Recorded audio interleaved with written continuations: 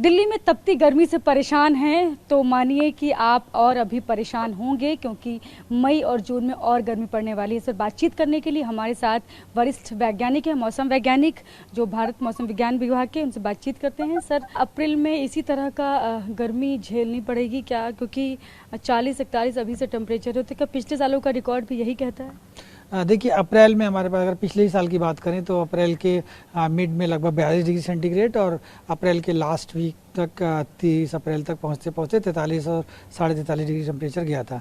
तो ये हमारे पास इतना टेम्परेचर अप्रैल के लास्ट वीक में लगभग 43 डिग्री सेंटीग्रेड तक जाना नॉर्मल है और ये जाता है हमारे पास। और बीच बीच में आप देखेंगे कि जो थोड़ी फौरी राहत मिलती है, जो कि वेस्टर्न डिस्टर्बेंस जब अप्रोच करते हैं तो थोड़ी थंडर स्टॉर्म एक्टिविटी तो होती है, जिससे 1-2 दिन के लिए हल्की राहत होती है और फिर से टेम्परेचर बढ़ जाता है।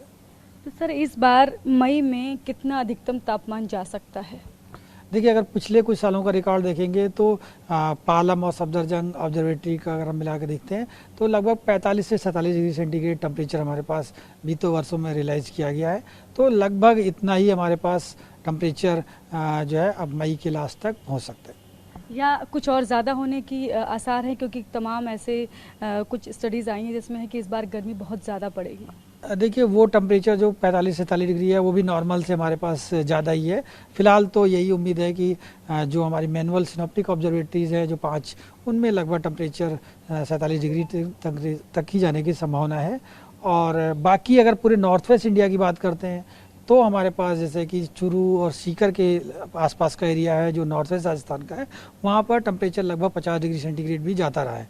तो वो टेम्परेचर भी हमारे पास उन एरिया में नॉर्थ राजस्थान में लगभग 50 डिग्री के आसपास मई के लास्ट पे पहुंच सकता है।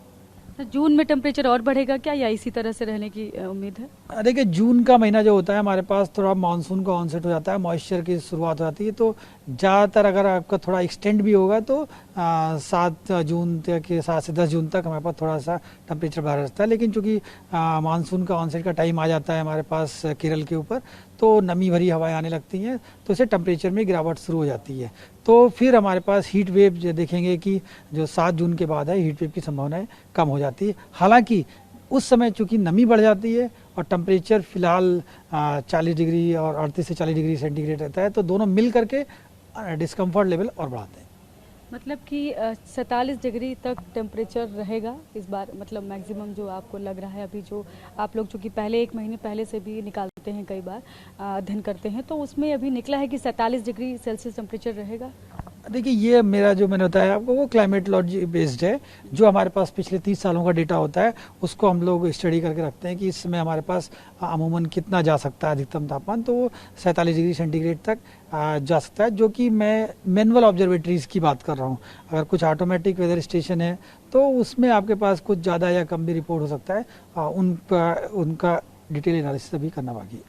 Thank you sir. तो ये हैं सीनियर मेट्रोलॉजिस्ट हैं आईएमडी के डॉक्टर कुलदीप श्रीवास्तव। इन्होंने बताया है कि 47 डिग्री सेल्सियस तक तापमान मई में जा सकता है और अभी फिलहाल अप्रैल में भी इसी तरह से गर्मी रहेगी, लेकिन वेस्टर्न डिस्टर्बेंस एक्टिव हो जाएगा, इसलिए थोड़ी सी राहत मिल सकती है। लेकिन जो ये उमस भरी और तपती गर्मी है, इससे फौरी तौर पे तो राहत मिलेगी, लेकिन अभी फिलहाल ज़्यादा दिनों के लिए राहत मिलने की कोई उम्मीद नहीं है। तापमान फिलहाल ऐसे ही रहेगा, बल्कि और धीरे धीरे बढ़ता ही जाएगा। तो तैयार हो जाइए इस तपती गर्मी में बाहर निकलने के लिए। कैमरा पर्सन खुर्शीद के साथ में शालिनी वाजपेयी, टीवी।